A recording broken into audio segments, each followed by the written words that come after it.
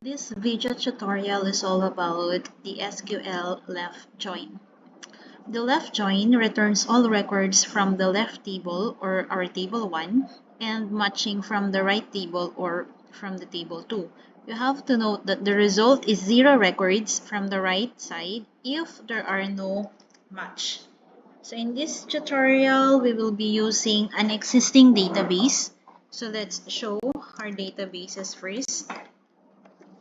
And then let's select the sales report because this will be our demo database. And then let's select two tables that we are going to combine. So for this one, let's show our tables first. In this particular tutorial, we will be using the product and the order information. So first, let's show the data from both tables. So we have to select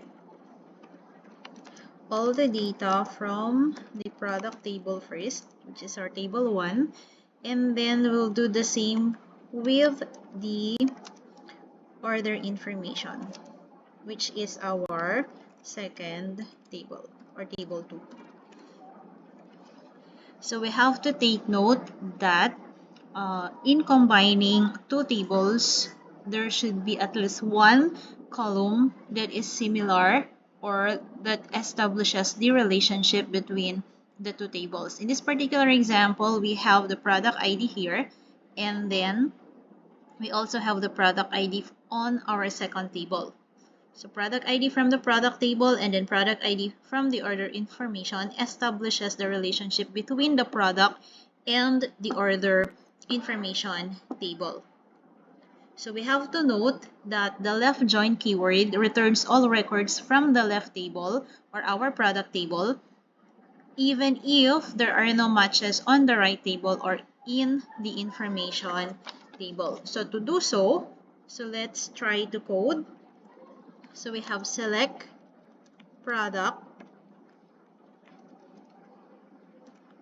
So let's select the product name from our first table, the product name, the unit, and the product price to be our output column. So here, we declare the name of the product table and then the column from the product table.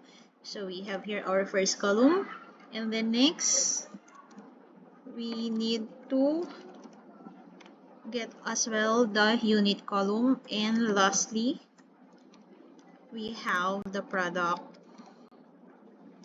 price from our table source, which is the product table. And then we are going to left join this one to the order information table on the product ID from the product table, which is equal to or should be equal to the order information product ID.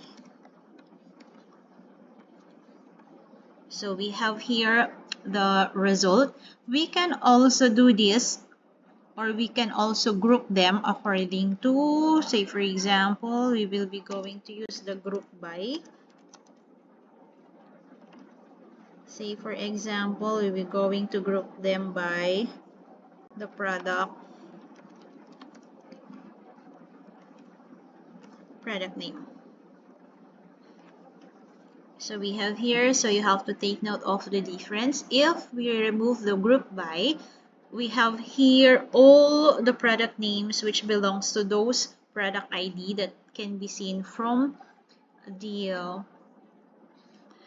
order information and the product table. So the output just combined all of the products that can be seen with the product ID. But in the group by, they are all now grouped according to the product names. So that is the difference between with the group by close and without the group by close.